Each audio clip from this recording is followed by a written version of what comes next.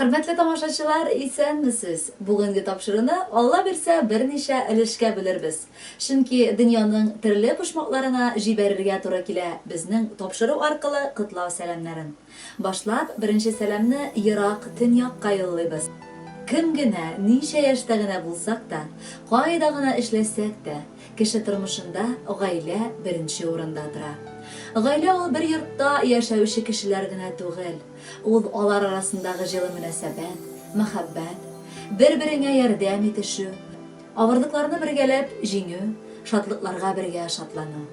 Кадерле тормыш иптәше, Яңа Зимница авылында туып үскән, бүгенге көндә хезмәтен Төньякта башкаручы Радик Хайдарович Муртазинга үзенең җылы котлауларын хатыны Галия Абдулхаковна юллый.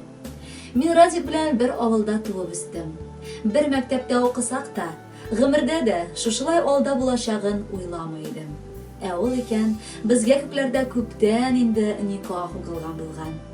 Бер-беребезгә гашык булып, һәм бу дөньяга беребез өчен беребез килгәнен бик тиз аңладык, дип яза Галия. Шул көннән бирле минем аңа булган сөюем арта гына бара. Әле күптән түгел генә өйләнешеп, яңа тормышка аяк бастык. Үз оябызны кырып җибәрдек.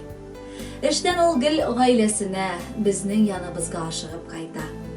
Оста куллы гаилә башлыгы. Өйдә бар нәрсәне үз куллары белән ясарга тырыша ул. Кадерлем минем, ярты җаным, сөйгән ярым. Саф хисләр, бер-беребезгә карата ихтирам, ярату белән көн арты көннең ничек узып китүен дә сизмәдек. Мин бәхетле бала, бәхетле хатын, бәхетле килен. Насыйп итсен өстәвенә бәхетле ана да булырга. Үсмер чакта канатланып, күз алдына китергән матур хыялларымның чынга ашуына, тәүге хисләребезне саклап, аларга тап тидермичә яшәвебезгә горурланам. Бәхет үзе шушы түгелмени? Ә ул бәхетне миңа бирүче син, сөеклем. Кулга кул тотынып һаман атлыйбыз олы юлдан. Ходай язган ул ярым син, тик минем өчен туган. Үкенмәдем иң беренче сине сөям диюгә, мәхәббәттән нурлар сипкән күзләреңне сөюгә. Күк йөзеңне кояш гел яктыртсын, ал чәчәкләр үссен юлында. Җаныкаем, синең яратуың, изгелегең миңа маяк булды барыр юлымда. Бүген исә син еракта үзең, тик күңелем синең яныңда. Насыйп булсын сөюләрем артып, бергә булу гомер юлында. Радик, хатыныгыз Галия бүген сиңа күңелнең бар җылысын, таңнарның иң нурлысын, җырларның да иң матурын бүләк итә. Синең өчен Алсу һәм Азат Фазлыевлар башкаруындагы "Әгәр сине очратсам" дигән җыр яңгырый. Бәхетле бул.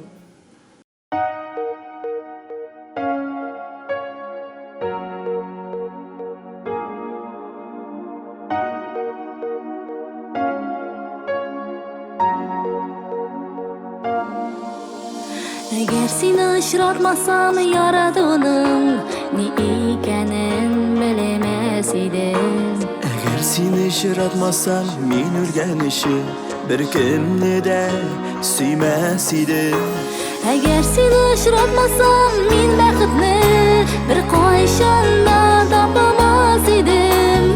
Әгәр сине очратмасам, таңнарымда матур булып атмас идем. Әгәр сине очратмасам, мин бәхетне беркайчан да тапмас идем.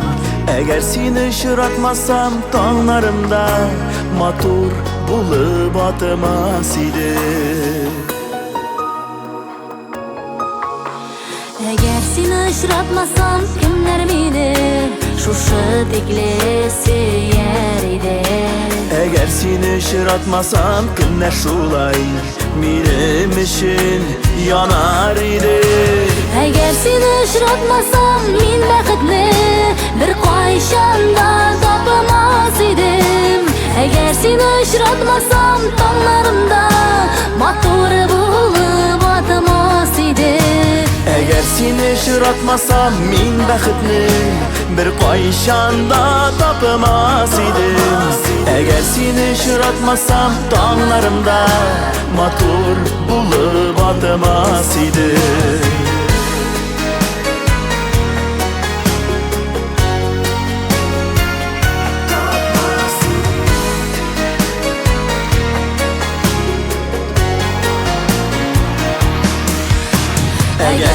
очратмасам, мин бәхетне бер кайчан да тапмас идем. Әгәр сине очратмасам, таңнарымда матур булып атмас идем.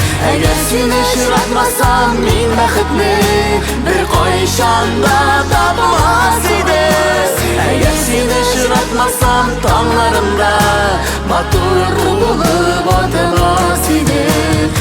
Әгәр сине очратмасам, таңнарымда матур булып атмас идем. Әгәр сине очратмасам, мин бәхетне бер кайчан да тапмас идем.